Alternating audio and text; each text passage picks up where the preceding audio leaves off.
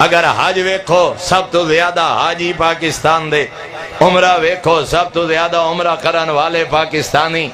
زوار ویکھو دنیا ہی سب تو زیادہ زوار پاکستان دے۔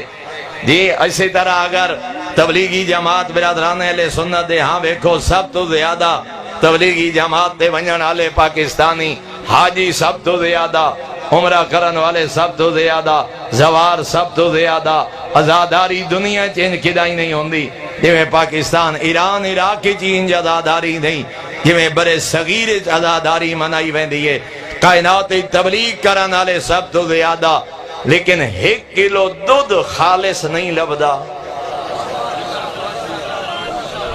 آخر وجہ کیا ہے؟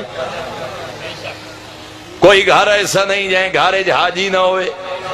کوئی گھر ایسا نہیں جائیں گھارے زوار نہ ہوئے،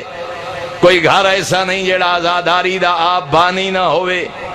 کوئی گھر ایسا نہیں جڑا خود مجلس دا بانی نہ ہوئے، کوئی گھر ایسا نہیں جائیں جو حافظ قرآن نہ ہوئے، کوئی گھر ایسا نہیں جائیں جو کوئی تبلیغی جماعت نال ونجن والا مسلمان کوئی نہ ہوئے،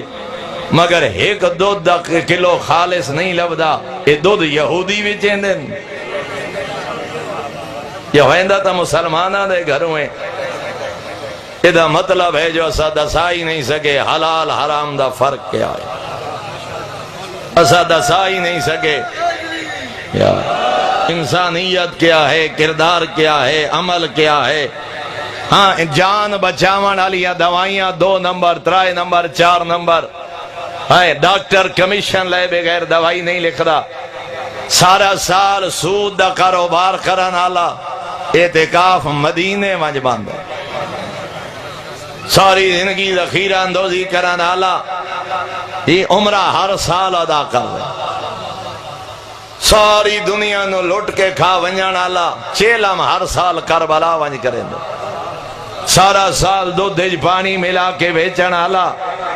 ہر سال مدینے زیارت تے کیا زہرا دا بابا متھے لے سی، فرمایا من غش فلیسا منا، عالمین دا سردار تا فرما رہے ملاوٹ کرن والا میرا امتی نہیں، حاجی کیسا؟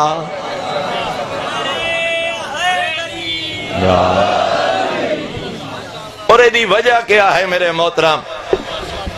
اسا مجلس، عزاداری، نعت خوانی، میلاد، تبلیغ، زواری، حج اسا 2 نمبری معاف کرن دا ذریعہ سمجھے، سارا سال 2 نمبری کرو، 1 عمرہ کر رہا ہو پچھلے معاف، سارا سال سود تے منشیات دا کاروبار کرو، چیلم کربلا مناؤ پچھلے معاف،